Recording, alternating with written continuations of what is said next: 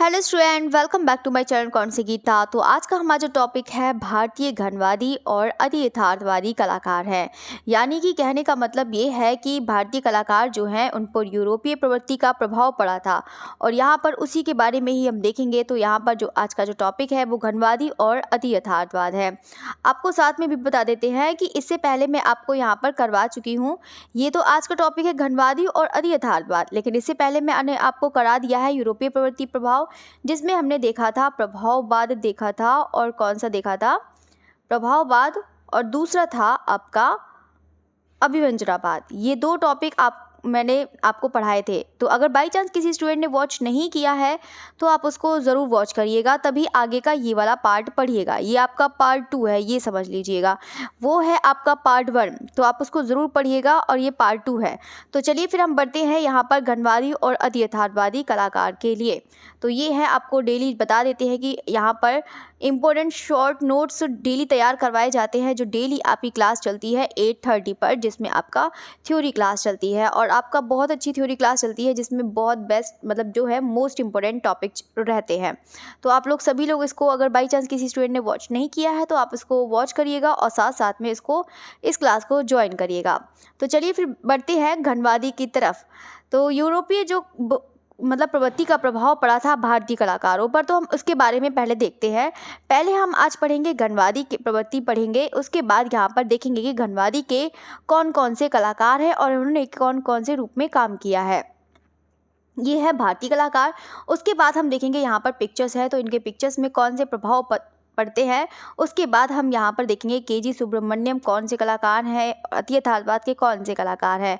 ये तो रह गया पूरा मैटर। तो चलिए, तो अब हम बढ़ते हैं यहाँ पे नेक्स्ट, बाकी हम पढ़ाते रहेंगे, ठीक है। तो चलिए, तो फिर बढ़ते हैं यहाँ पर फर्स्ट पॉइंट से। पहला देखते हैं घनवादी प्रवृत्ति। तो घनवादी प्रवृत्ति में हम देखते हैं कि यहाँ पर जो यूरोपीय प्रवृत्ति का प्रभाव पड़ा था भारतीय कलाकारों पर, ये मैंने आपको समझाया था। तो यहाँ पर मैंने इससे पहले आपको बताया था। तो यहाँ पर देखते हैं कि अभिव्यंजनावाद के पश्चात, यहाँ पर जो अभिव्यंजनावाद पढ़ाया था, कल ही पढ़ाया था आप लोगों को। तो यहाँ पर अभिव्यंजनावाद के जो प्रभाव है उसी के पश्चात, यानी कि उसके बाद में यहाँ पर यूरोपीय कला में आधारभूत परिवर्तन आंदोलन घनवाद की महत्वपूर्ण भूमिका रही। यानी कि कहने का मतलब है कि अभिव्यंजनावाद के बाद यहाँ पर घनवाद आया और इस बार यहाँ पर घनवाद का प्रयोग वहाँ पर भारतीय कलाकारों पर भी पड़ा। तो अब हम देखेंगे कि जैसे यूरोपीय में तो देखते हैं, जैसे पॉल सेजान है, इसने यहाँ ने कि जिसकी आधार भूमि जो है किसने तैयार करी थी? पॉल सेजान ने करी थी। इनका टाइम पीरियड लिखा हुआ है, तो आप तो याद कर सकते हैं। तो इन्होंने आधार भूमि तैयार करी थी, किसने? पॉल सेजान ने करी थी। यानी कि कहने का मतलब है जो स्टार्टिंग में जिनका प्रभाव मतलब ये है जन्मदाता कह सकते हैं, जिसका शुरुआती तौर पे मिल सकता है या नींव रखी थी जिसने या स्टार्टिंग किया था, वो किसने किया था? पॉल सेजान ने किया था। कौन सा? अभिव्यंजनावाद को। लेकिन अब हम देखते हैं यहाँ पर, जो क्या कहते हैं, घनवाद को, जो है घनवाद को इन्होंने शुरू करा था, किसने? पॉल सेजान को। और लेकिन यहाँ पर इसको विकास करने का श्रेय किसको जाता है, यानी कि इसको बढ़ाया किसने घनवाद को? वो कौन है? दो कलाकार, एक पाब्लो पिकासो है और दूसरे कौन है? जॉर्ज ब्रॉक है। और यहाँ पर दोनों का ही टाइम पीरियड लिखा है, आप लोग यहाँ पर देख सकते हैं कि पाब्लो पिकासो का है यहाँ पर 1881 का है ये और 1973, ये जॉर्ज ब्रॉक का है 1882 से 1963 है। ये इसका मतलब इन्होंने इसका प्रवर्तन किया, यानी कि इसकी शुरुआत करने वाले मतलब ये है, इन्होंने विकास किया था। विकास पाब्लो पिकासो और जॉर्ज ब्रॉक ने किया था। और इसका आरंभिक स्वरूप जो मिलता है वो किसके कला में मिलता है? पॉल सेजान के कला में मिलता है, जो घनवाद का प्रयोग है। ये तो हो गया यूरोपीय की बात, ये तो सभी लोग जानते हैं। अब नेक्स्ट हम यहाँ पर पढ़ते हैं भारतीय कलाकारों पर कौन से थे जिन पर यूरोपीय प्रवृत्ति का प्रभाव पड़ा। भारतीय कलाकार भारत में सर्वप्रथम प्रयोग यहाँ पर किसने किया है? गगनेंद्र नाथ टैगोर ने किया है। मोस्ट इम्पोर्टेंट, बहुत बार एग्जाम में पूछा जाता है ये वाला जो है क्वेश्चन, ये वाला पॉइंट जो है बहुत पूछा जाता है कि यहाँ पर सर्वप्रथम प्रयोग यहाँ पर किसने किया है? गगनेंद्र नाथ टैगोर ने किया है। और किसके आसपास? 1920-21 के आसपास इन्होंने स्याही रेखा चित्रों में घनवादी का प्रयोग किया था। किसने? गगनेंद्र नाथ टैगोर ने किया था। और इनको ये भी पॉइंट याद रखिएगा कि भारत में सर्वप्रथम प्रयोग गगनेंद्र नाथ टैगोर की रेखा चित्रों में मिलता है। ये आपको याद रखना है। नेक्स्ट पॉइंट देखते हैं कि जॉर्ज कीट है। जॉर्ज कीट ने पिकासो से प्रभावित होकर 1940 ईस्वी के लगभग घनवादी चित्र बनाए। यानी कि कौन हो जाएंगे, जॉर्ज कीट भी यहाँ पर हो जाएंगे। ठीक है, तो साथ साथ में याद करना है, गगनेंद्र नाथ टैगोर है, जॉर्ज कीट है, याद रखिएगा। नेक्स्ट देखते हैं राम किंकर बैज। अभी आपने देखा था कि जॉर्ज कीट, अभी आपने क्या देखा था कि जॉर्ज कीट ने 1940 में, ठीक है, उन्होंने शुरू करा। ऐसे यहाँ पर राम किंकर बैज ने भी 1940 के लगभग बनाए। इन्होंने अपने दृश्य चित्रों में घनवादी रेखांकन किया है। ठीक है, तो याद रखिएगा, एक गगनेंद्र नाथ टैगोर हो गए, जॉर्ज कीट हो गए, तीसरे राम किंकर बैज हो गए। इसके अलावा राम किंकर बैज ने उनके चित्रों में अभिव्यंजनावाद और फाववाद का भी प्रभाव दिखता है। ऐसा नहीं है कि देखो, एग्जामिनर वाले कभी भी ये मत सोचिएगा कि अब ऑप्शन आ जाएंगे तो हम 3 ऑप्शन में से कौन से लगाएंगे। कभी भी एग्जाम में ऐसा कभी नहीं आएगा कि राम किंकर बैज से क्वेश्चन पूछ लिया गया और यहाँ पर घनवादी रख दिया गया, अभिव्यंजनावादी रख दिया गया या फिर फाववादी। ये कभी ऐसा क्वेश्चन नहीं आएगा। पूछा जाएगा तो इन तीनों के बारे में एक ही क्वेश्चन करा जाएगा।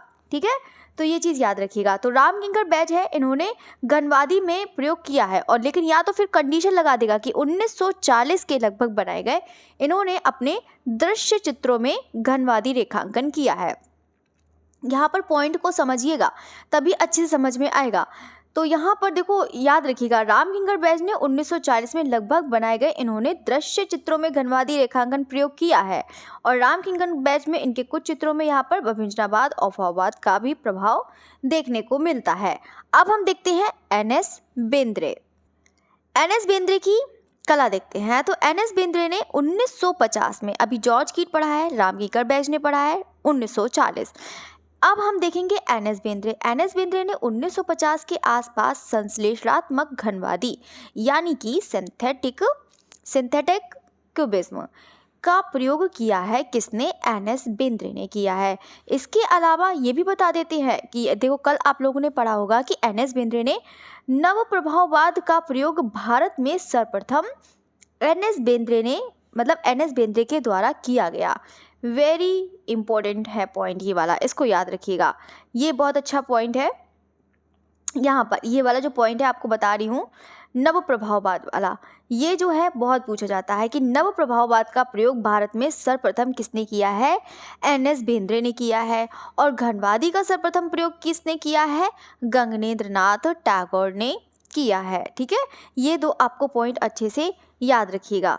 तो यहाँ पर ये आप लोगों ने देखा है कि संश्लेषणात्मक जो घनवादी है, अब सब लोग सोचेंगे ये सिंथेटिक क्यूबिज्म होता क्या है। तो चलिए, तो इसके बारे में आपको बता देते हैं, यहाँ पर पिक्चर से बताते हैं।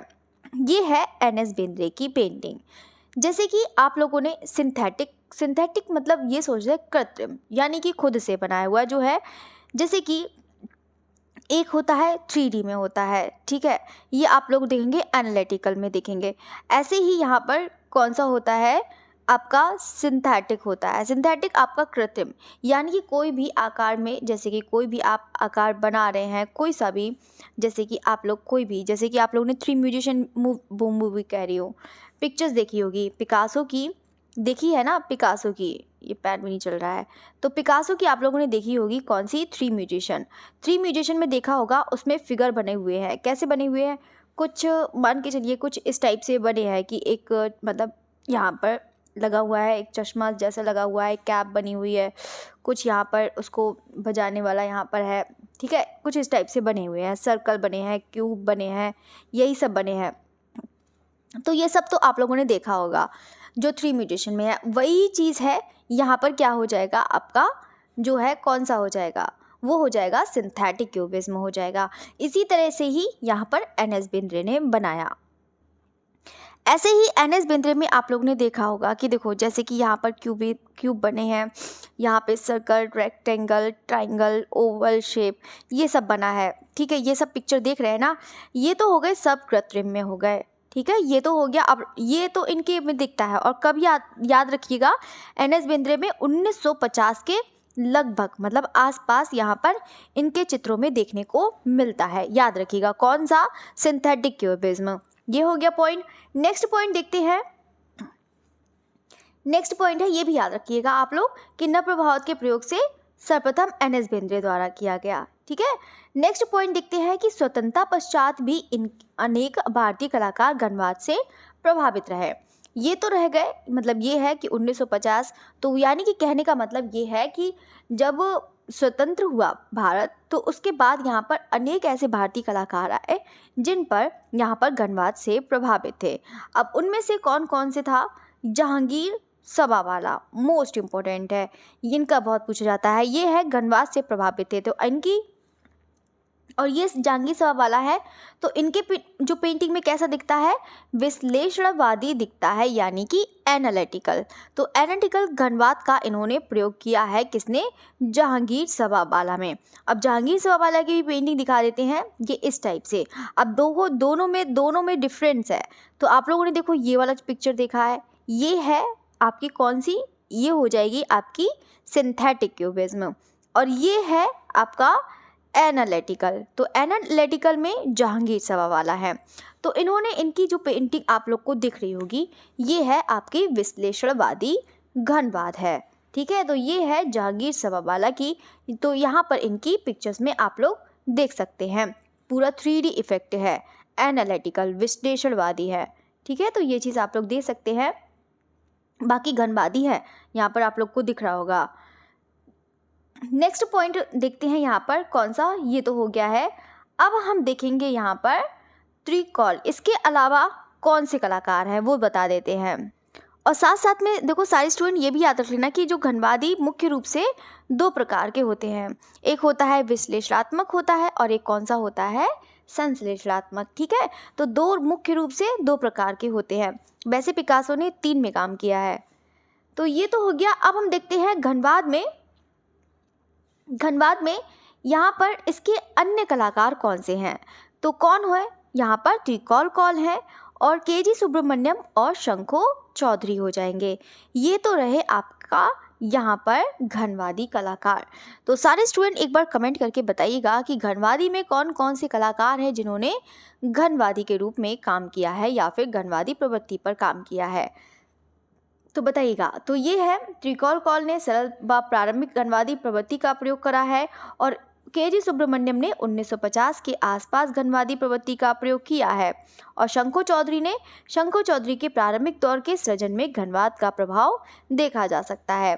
तो इनके अलग अलग सबके हैं, ऐसा नहीं है कि ओवरऑल पूरे ही ऐसे कलाकार हैं कि घनवादी ही है, ऐसा नहीं है। भारतीय कलाकार जो है इनके कुछ चित्रों पर यूरोपीय प्रवृत्ति का प्रभाव दिखता है। वैसे सभी पिक्चर्स में नहीं दिखता है, कुछ पिक्चर्स पे दिखता है। ठीक है, अब हम पढ़ेंगे नेक्स्ट पॉइंट है कौन सा? अति यथार्थवाद। एक बार कमेंट करके सभी लोग बताइएगा कि आप लोग को समझ में आया या नहीं। एक बार आपको बता देती हूँ कि यहाँ पर जो घनवाद का है, घनवाद में जो कौन से कलाकार हैं पता है ना? राम किंकर बैज है, के.जी. सुब्रमण्यम है, याद रखिएगा। शंखो चौधरी हैं, याद रखिएगा। घनवादी प्रवृत्ति का प्रभाव, शंखो चौधरी है, याद रखिएगा। जहांगीर सभावाला है, याद रखिएगा। और कौन से हैं जिन्होंने प्रथम प्रयोग किया है भारत के लिए? तो यहाँ पे गगनेंद्र नाथ टैगोर हो जाएंगे। ठीक है, तो ये चीज़ आप लोग याद रखिएगा। एंड जॉर्ज कीट भी हैं, जॉर्ज कीट को भी याद रखिएगा। ठीक है, तो सब लोग आप लोग उसको नोट कर लीजिएगा अपने तरीके से। बाकी तो मुझे फुल डिटेल्स में पढ़ाया था, तो इसीलिए आपको ऐसा बता दिया है। ठीक है, तो आप लोग उसको अच्छे अपने तरीके से लिखिएगा। अब हम देखते हैं अति यथार्थवाद प्रवृत्ति। अब कौन से ऐसे कलाकार हैं भारतीय कलाकार जिन पे अति यथार्थवाद प्रवृत्ति मिला है? पहले हम जान लेते हैं अति यथार्थवाद होता क्या है। तो यहाँ पर यह प्रवृत्ति पेरिस में आंद्रे ब्रेंतो नामक कवि ने प्रारंभ करी थी। ठीक है, तो ये पॉइंट याद रखिएगा, किसने प्रारंभ करी थी? आंद्रे ब्रेंतो ने प्रारंभ करी थी, याद रखिएगा। जो किससे संबंधित था? जो मनोवैज्ञानिक विचारक कौन है? सिगमंड फ्रॉयड है, उनके सिद्धांतों पर ये आधारित था। ठीक है, तो इसको याद रखिएगा। यह प्रवृत्ति मन की अचेतन स्थिति से संबंधित है, जिसमें तर्क, सौंदर्य सिद्धांत अथवा नैतिकता का कोई स्थान नहीं है। इसमें ऐसी पिक्चर नहीं बनानी है कि कोई बनाया है तो कोई ब्यूटीफुल लगे, कोई ऐसा नहीं है। उन्होंने सिर्फ इस तरह से दिखाया है, कोई मतलब ये कह सकते हैं कि उन्होंने उनको एक मानव के रूप में दिखाया है कि हाँ, मतलब ये दिखाया है, एक सब्जेक्ट के रूप में दिखाया है, ये कहने का मतलब है।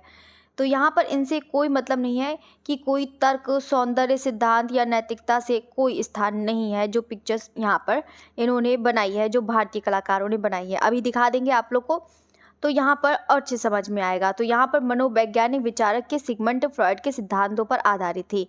यहाँ पर ये इन सिद्धांत का कोई मतलब नहीं था अति यथार्थवाद में, ठीक है, तो इसको याद रखिएगा। नेक्स्ट पॉइंट देखते हैं कि यहाँ पर अचेतन विषयों को जो पागलपन, स्वप्न या फिर भ्रम या अकस्मात उत्पन्न हो जाते हैं आकार दिया है। यहाँ पर कहने का मतलब ये है कि जो अति यथार्थवाद है, जो अति यथार्थवाद है, यानी कि इसमें कहने का मतलब ये है अति यथार्थवाद में कि अचेतन विषयों जो पागलपन, स्वप्न होते हैं, भ्रम होते हैं या फिर कोई अकस्मात मतलब अचानक कोई चीज़ उत्पन्न हो जाते हैं, उसी का ही आकार यहाँ पर अति यथार्थवाद में दिया है। तो भारतीय कलाकार कौन कौन से थे, पहले ये जान लेते हैं। तो भारतीय कलाकार कौन थे? अति यथार्थवाद का प्रभाव जो है यहाँ पर संकेत है किसके देखने को मिलता है? यहाँ पर रविन्द्रनाथ टैगोर के अंतिम दौर के चित्रों में देखने को मिलता है, ठीक है। जो इसका यहाँ पर अति यथार्थवाद का जो प्रथम सबसे पहले अंकन मिलता है वो कहाँ पर मिलता है? रविंद्रनाथ टैगोर के अंतिम दौर के चित्रों में मिलता है, ठीक है, तो याद रखिएगा। इसके अलावा बताइएगा रविंद्रनाथ टैगोर, इसके अलावा कौन से वाद में इन्होंने काम किया है, यानी कि कौन सी यूरोपीय प्रवृत्ति का प्रभाव पड़ा है यहाँ पर अति यथार्थवाद के अलावा, बताइएगा। तो ये तो हो गया यहाँ पे प्रथम। तो प्रथम वाला जरूर याद रखिएगा कि प्रथम अति यथार्थवादी कौन है, प्रथम प्रभाववादी कौन है, प्रथम नव प्रभाववादी कौन है, प्रथम घनवादी कौन है, ये जरूर याद रखिएगा, एग्जाम के लिए इंपॉर्टेंट है। नेक्स्ट देखते हैं यहाँ पर कौन से ऐसे कलाकार हैं जिन पर अति यथार्थवाद का प्रभाव पड़ा। तो यहाँ पर पहले देखते हैं हेमंत मिश्र, याद रखिएगा। इन्होंने पर्वतों, चट्टानों व भवनों की नष्ट होते हुए जो समय की अनुभूति के साथ चित्रित किया है। अब हेमंत मिश्र की जो है पिक्चर देख लेते हैं, ये आपको यहाँ पर दिख रहा होगा। हेमंत मिश्र है, यहाँ पे इन्होंने कैसे दिखाया है कि मतलब कोई भी पर्वत, चट्टान, भवन है तो उसको यहाँ पे नष्ट होते हुए, मतलब जो है उसके साथ उन्होंने ये चीज़ दिखाया है, नष्ट होते हुए यहाँ पर इन्होंने दिखाया है। आप लोग को यहाँ पर पिक्चर्स भी दिख रही होगी, फिगर भी दिख रहा होगा। यहाँ पर एक पिक्चर मैंने ले ली है तो आपको सोचा कि आपको बता दिया जाए। वैसे ये वाली पिक्चर है the ego of a song, ठीक है, ये वाली पिक्चर हो जाएगी। ये है किसकी? हेमंत मिश्र की। बाकी आपको हेमंत मिश्र पढ़ाएंगे तो आपको और अच्छे से बता देंगे, ठीक है। तो ये तो हो गया यहाँ पर हेमंत मिश्र का जो है अति यथार्थवाद। अब हम देखते हैं यहाँ पर जे स्वामीनाथन है और विकास भट्टाचार्य। देखो ये आप लोगों ने तो इनकी पिक्चर्स देखी होगी, विकास भट्टाचार्य, तो मैंने इसकी पिक्चर्स नहीं लगाई, बहुत लोगों ने देखी होगी, डॉल सीरीज़ देखी होगी, देखी है कि नहीं देखी है, तो यहाँ पर इसकी पिक्चर्स लगाई नहीं, तो आप लोग ऐसे ही समझ सकते हैं। तो विकास भट्टाचार्य इन्होंने ऐसे रूपांकन किए हैं जो कभी सजीव व कभी कृत्रिम प्रतीत होते हैं, यानी कि कहने का मतलब ये है कि इनकी जो कला है वो कैसी है? अति यथार्थवादी कलाकार है, ठीक है। अब इनके चित्र कैसे दिखते हैं?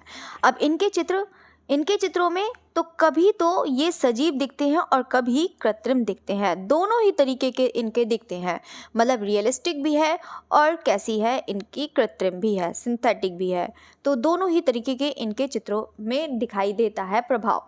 तो ये तो हो गया, यानी कि जो है तथा दर्शक यथार्थ और अति यथार्थ व अयथार्थ के मध्य असमंजस्य रहता है। इनके जो चित्र में विकास भट्टाचार्य है और स्वामीनाथन, इनके दोनों के चित्रों में कैसा प्रभाव रहता है कि मतलब रियलिस्टिक भी रहता है और दोनों का ही असमंजस्य, मतलब दोनों का ही रूप इनको देखने को मिल जाता है इनके चित्रों में, ठीक है। अब हम देखते हैं परमजीत सिंह है, इनके चित्रों में आकाश में तैरते पत्थरों पर भारहीनता का अंकन देखने को मिलता है। तो यहाँ पर परमजीत का यहाँ पर चित्र दिखा देते हैं, जैसे कि ये वाला है। आप लोगों ने यहाँ पर देख रहा होगा, आप लोग को सबको दिख रहा होगा कि यहाँ पर चित्र जो हैं कैसे हैं, आकाश में तैर रहे हैं। यहाँ पर दिख रहा है ना, ये जो है पत्थर हैं, ये पत्थर हैं और ये कैसे हैं, आकाश में ये तैर रहे हैं, उसका अंकन यहाँ पर देखने को मिलता है। इसका मतलब इनका क्या है, एक ये भी क्या है, अति यथार्थवादी प्रवृत्ति यहाँ पर हो जाएगी, ठीक है। नेक्स्ट देखते हैं यहाँ पर कौन सा पॉइंट है, नेक्स्ट है ए रामचंद्रन। ए रामचंद्रन की भी पिक्चर आप लोगों ने देखी होगी। इनके चित्रों में कंकाल तथा सिर विहीन मानव आकृतियां, ययाति तथा द ग्रेव डिगर्स आदि चित्रों में यह प्रवृत्ति दिखाई पड़ती है। मानव आकृतियों के पंख व पंजे भी लगाए गए हैं। किस में? मतलब ए रामचंद्रन ने जो बनाए हैं। तो यानी कि कहने का मतलब है कि ए रामचंद्रन के चित्रों में भी आपको क्या देखने को मिल जाएगा? अति यथार्थवाद प्रवृत्ति देखने को मिल जाएगी। नेक्स्ट पॉइंट है यहाँ पर कौन सा? लक्ष्मण पै। अब लक्ष्मण पै है तो लक्ष्मण पै जो है इनके कैसे नारी प्रकृति व वनस्पति के रूप में यह प्रवृत्ति देखी जा सकती है। किसमें? लक्ष्मण पै के चित्रों में देखी जा सकती है। और लक्ष्मण पै का चलो पिक्चर्स भी दिखा देते हैं। लक्ष्मण पै की ये है, ठीक है, ये जो है रचना किसकी है? लक्ष्मण पै की है, ठीक है। तो लक्ष्मण पै की आप लोग देख सकते हैं यहाँ पर ये वाली रचना। तो इनकी जो है यहाँ पर क्या है कि नारी और प्रकृति वनस्पति, नारी और प्रकृति वनस्पति के रूप में यह प्रवृत्ति देखी जा सकती है। तो यहाँ पर इन्होंने दो ही तरीके से बनाया है, मतलब नारियाँ भी बनाई हैं और नारी के साथ यहाँ पे प्रकृति भी इन्होंने दिखाया है। तो ये चीज़ प्रवृत्ति यहाँ पर लक्ष्मण पै के चित्रों में देखने को मिल जाती है, ठीक है। तो नेक्स्ट पॉइंट देखते हैं एम.एफ. हुसैन। एम.एफ. हुसैन नहीं है, सॉरी, मंजीत बाबा है। तो मंजीत बाबा की बहुत सारी लोगों ने पिक्चर देखी होगी, तो एक पिक्चर मैंने ले ली है, तो आप लोग उसको एक पिक्चर से देख सकते हैं, ठीक है। तो यहाँ पर पहले पढ़ते हैं कि मंजीत बाबा की जो है कला की इसी प्रवृत्ति से प्रभावित थी। तो ये चीज़ आप लोग ने देखा कि कला इसी प्रवृत्ति से प्रभावित थी, यानी कि अति यथार्थवाद से प्रभावित थी। अब मंजीत बाबा का भी देख लेते हैं। तो मंजीत बाबा की ये पेंटिंग है। अब इनकी भी पेंटिंग है, एक रियलिस्टिक भी है और एक वैसे भी है, यानी कि कृत्रिम भी है। तो यही चीज़ इनके पर मंजीत बाबा के चित्रों में भी दिखाई जाता है। तो यानी कि ये एक क्या है? एक अति यथार्थवाद यहाँ पर चित्र है इनका, इनके चित्रों में दिखाई देता है। नेक्स्ट है एम.एफ. हुसैन है। अब है एम.एफ. हुसैन, बस एक पॉइंट और रह गया, फिर आपकी क्लास फिनिश हो जाएगी। तो एम.एफ. हुसैन ने भी दौड़ते अश्वों के साथ जमीन पर लुढ़कता सूर्य और नारी की जांघ पर बैठा गिद्ध आदि में अति यथार्थवादी प्रवृत्ति का प्रयोग किया है।